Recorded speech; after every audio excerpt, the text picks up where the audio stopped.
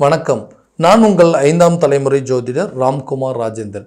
இன்னைக்கு நாம பார்க்க போற தலைப்பு கும்பராசி அன்பர்களுக்கு உங்களுடைய ராசிக்கு 5 மற்றும் 6ஆம் இடத்தில் நடைபெறவிருக்கும், அதாவது இந்த செவ்வாய் பகவானுடைய வக்ரம் மற்றும் பெயர்ச்சி, அதாவது மிதுன ராசியிலும் கடக ராசியிலும் நடைபெறவிருக்கும் இந்த நிகழ்வு சுமார் 7.5 மாத காலகட்டங்களுக்கு நடைபெறவிருக்குங்க. ஸோ செவ்வாய் பகவான் ஒருவருக்கு அறிவு, ஆற்றல், திறன், சிந்தனை, தைரியம், வீரியம், வலிமை போன்ற அனைத்து அமைப்புகளையும் கொடுக்கக்கூடியவர். அதே போல சகோதரக்காரகன், இரத்தக்காரகன் என்று அழைக்கக்கூடியவர், நிலம் மற்றும் கட்டிடம் சம்பந்தப்பட்ட அனுகூலத்தை கொடுக்கக்கூடியவர். இந்த நிகழ்வு, இந்த செவ்வாய் பகவானுடைய பெயர்ச்சி காலகட்டங்கள் அப்படின்னு பார்த்தீங்கன்னா 20/10/2024 முதல் 4/12/2024 வரை கடக ராசியில் ஆல்ரெடி இந்த கிரகங்களுடைய பயிற்சியானது நடந்துட்டு இருக்குங்க. அதே நேரத்தில் இந்த செவ்வாய் பகவான் கடக ராசியில் வக்ர நிலையை அடைய போகிறாங்க. வக்ரம் என்பது தான் இருக்கக்கூடிய நிலையிலிருந்து பின்னோக்கி செல்லக்கூடிய ஒரு அமைப்பு.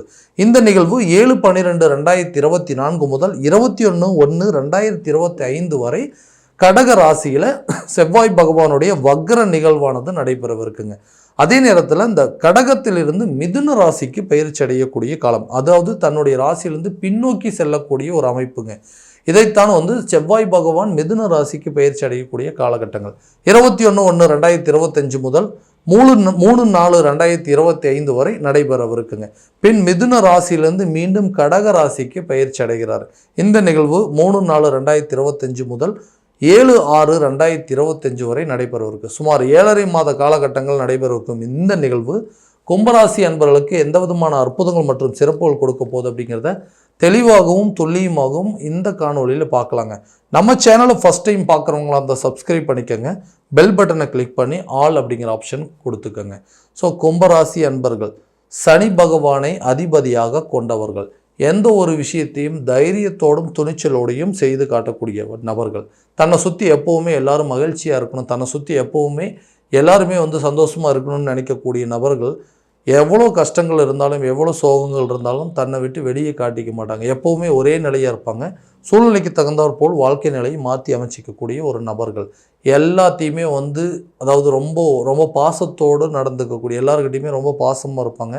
எந்த விஷயத்தையுமே அதாவது கலங்கா நெஞ்சத்தை கொண்டவர்கள் அப்படின்னு சொல்லுவாங்க. நிறைய துரோகத்தையும் வலிகளையும் தனக்குள்ளே வைத்து கொள்ளக்கூடிய நபர்களும் இந்த கும்பராசிக்காரர்கள். ஸோ இந்த ராசிக்காரர்களுக்கு கடந்த சில காலகட்டங்களாக பார்த்தீங்கன்னா, ஒரு விஷயத்தை பண்ணுறோம், ஒரு பூர்வீக சொத்து, அதாவது பூர்வீக தொழிலை ஒன்று பண்ணிகிட்ருக்குறோங்க, வம்சாவளியாக ஒரு பிஸ்னஸ் பண்ணிகிட்ருக்கோம், அந்த பிஸ்னஸ் கரெக்டாக நான் அதுக்கு சூட்டபுளாக இல்லையான்னு தெரியல. ஏன்னா நான் அதை ஆரம்பித்தேங்க, அதை ஆரம்பித்ததுக்கப்புறம் இதுக்கு முன்னாடி நடந்த வரைக்கும் எல்லாமே நல்லா போயிட்டு இருந்தது, எனக்கு திடீர்னு அதில் என்னமோ ஒரு தடுமாற்றம், இதுக்கு நான் சரியான ஆளாக இல்லையா, இந்த பிஸ்னஸை பேசாமல் விட்டுட்டு நம்ம வேறு ஏதாவது தொடங்கியிருக்கலாமா அப்படிங்கிற எண்ணங்கள்லாம் அடிக்கடி போயிட்டே இருக்குங்க.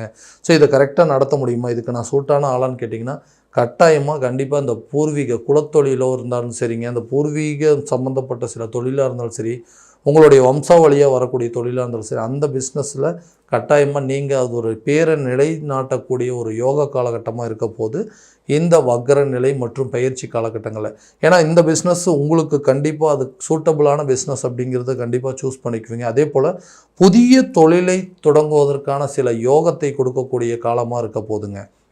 அடுத்தது இந்த வேலையில் இருக்கிறவங்க இந்த வேலையை விட்டுட்டு புதுசாக ஏதாவது ஒரு வேலையை தேடலாமா, அல்லது இந்த வேலையிலேருந்து வெளிநாடு சம்மந்தப்பட்ட அனுகூலங்கள்லாம் இருக்குது. ஏன்னா நிறைய முயற்சி பண்ணிகிட்டு இருக்கிறவங்க, ஒரு கவர்மெண்ட் சம்மந்தப்பட்ட எக்ஸாம்ஸ் எல்லாம் ரொம்ப நாளாக எழுதிட்டே இருக்கேன், ஆனால் எனக்கு கிடைக்கவே மாட்டேங்குது, நானும் கிட்டத்தட்ட 4-5 வருஷமாக வேலைக்கு போகாமல் இந்த எக்ஸாமுக்காகவே நிறைய வேஸ்ட் பண்ணிட்டேங்க. ஸோ இந்த நேரத்தில் ஏதாவது முயற்சி சம்மந்தப்பட்ட அனுகூலங்கள், நான் இவ்வளோ கஷ்டப்பட்டுட்டு இருக்கேனே, இதுக்கு எனக்கு பலன் இருக்கா அப்படின்னு கேட்டிங்கன்னா கண்டிப்பாக ஒரு நல்ல யோக காலமாக இருக்க போதுங்க. 7.5 மாத காலகட்டங்கள் நடக்கவிருக்கும் வக்ரம் மற்றும் பயிற்சி காலகட்டங்களில் இந்த நேரத்தில் ஒரு எக்ஸாமை கரெக்டான விதத்தில் எழுதுனீங்க அப்படின்னா கண்டிப்பாக அரசு சம்மந்தப்பட்ட அனுகூலத்தை கொடுக்கக்கூடிய ஒரு காலகட்டமாக இருக்க போதுங்க. கவர்மெண்ட் ஜாப்பில் இருக்கிறவங்களுக்கு டிரான்ஸ்ஃபர் சம்மந்தப்பட்ட யோகம், அதே போல் ப்ரைவேட் ஜாப்பில் இருக்கிறவங்களும் அதே டெம்பரவரியாக இருக்கக்கூடியவங்க கூட பர்மனெண்ட் ஆவதற்கான வாய்ப்புகள். ரொம்ப கான்ட்ராக்ட் பேஸில் தாங்க எம்ப்ளாயியாக இருந்துட்டு இருந்தேன், இந்த ரொம்ப வருஷமாக ஒர்க் பண்ணிகிட்ருக்கேன், 4-5 வருஷமாக இதே இடத்துல டெம்பரவரியாக தான் ஒர்க் பண்ணிகிட்ருக்கேன், எனக்கு பர்மனெண்ட் போஸ்டிங் கிடைக்குமா அப்படின்னு யோசிச்சிங்கன்னா கண்டிப்பாக பர்மனெண்ட்டாக ஒரு ஜாப் கிடைப்பதற்கான வாய்ப்புகள், புதிய வேலை கிடைப்பதற்கான சில சூழல் அப்படிங்கிறது கண்டிப்பாக உருவாகுங்க. நீண்ட நாட்களாக திருமணம் நடக்காத நபர்களுக்கு திருமணம் சம்பந்தப்பட்ட யோகத்தை கொடுக்கக்கூடியது இந்த செவ்வாய் பகவான். ஸோ திருமண தடை, திருமண தோஷம் இருக்கும் போலங்க, கல்யாணமே நடக்க மாட்டேங்குது, ரொம்ப நாளாக வந்து தள்ளி போயிட்டுருக்கேன்னு யோசிக்கிறவங்களுக்கு இந்த கால சூழ்நிலையில் உங்களுக்கு திருமணம் சம்மந்தப்பட்ட யோகத்தை கொடுக்குங்க. தன்னுடைய நிலையிலிருந்து வக்ர நிலை அடையும் பொழுது இது வரைக்கும் யாருக்கெல்லாம் வந்து திருமணம் சம்மந்தப்பட்ட பாதிப்புகள், அதாவது மேரேஜ் நடக்கலைன்னு சொல்கிறீங்களோ அவங்களுக்கு மேரேஜ் நடப்பதற்கான வாய்ப்புகள் அப்படிங்கிறது கண்டிப்பாக உருவாகுங்க. குழந்தை இல்லாத நபர்களுக்கு குழந்தை பாக்கியம் ஏற்பதற்கான சூழல். இந்த 5ஆம் இடம் என்று சொல்லக்கூடிய பூர்வ புண்ணியஸ்தானம், புத்திரஸ்தானம் என்று அழைக்கக்கூடிய இடத்துல ரொம்ப வருஷமாக வந்து குழந்தை பாக்கியம் இல்லாமல் இருக்குது அப்படிங்கிறவங்களுக்கு கட்டாயமாக குழந்தை பாக்கியம் ஏற்படுறதுக்கான சில சூழல் அப்படிங்கிறது கண்டிப்பாக ஏற்படுங்க. ஏதாவது ஒரு சாபமோ யார் பண்ண பாவமோ தெரியல, எங்களுக்கு வந்து இந்த குழந்தையே இல்லாமல் இருக்குதுங்க, நிறைய கோயிலுக்கு போயிட்டு வந்துட்டுங்க, நிறைய ட்ரீட்மெண்ட் எடுத்துட்டோம், எதுவுமே எங்களுக்கு சக்ஸஸ் ஆகலைன்னு சொன்னிங்கன்னா இந்த கால சூழ்நிலையில் இந்த 5ஆம் இடத்துல புத்திரஸ்தானத்தில் நடைபெறக்கூடிய இந்த நிகழ்வில் புதிதாக குழந்தை பாக்கியம் ஏற்படுவதற்கான வாய்ப்பு, நீங்கள் எடுக்கக்கூடிய மருத்துவ முயற்சிகள் நல்ல பலனை கொடுக்கும். ஏன்னா அந்த 6ஆம் இடம்னு சொல்லக்கூடிய நோய் மற்றும் எதிரிகள் ஸ்தானங்க. ஸோ இந்த இடத்துல நடக்கக்கூடிய மாற்றத்திலையும் நம்மளுக்கு உடல் ரீதியாக இருக்கக்கூடிய பாதிப்புகள் விலகுங்க. இந்த நேரத்தில் ட்ரீட்மெண்ட் எடுத்திங்கன்னா அது சக்ஸஸாக மாறும். கணவன் மனைவிக்கிடையே இருக்கக்கூடிய கருத்து வேறுபாடுகள் அப்படிங்கிறது கண்டிப்பாக விலகுங்க. புதிய சொத்துக்கள் சேர்க்கையோ பூர்வீக சொத்துக்கள் உங்கள் கைக்கு வந்து சேர்றதுக்கான எல்லா பலனும் இந்த நேரத்தில் கொடுக்கும். ஏன்னா பூர்வீக சொத்துக்கள் அப்படின்னா பங்காளிகள் மூலமாக சில கோர்ட்டு கேஸ் பிரச்சனை நடந்துகிட்ருக்குங்க.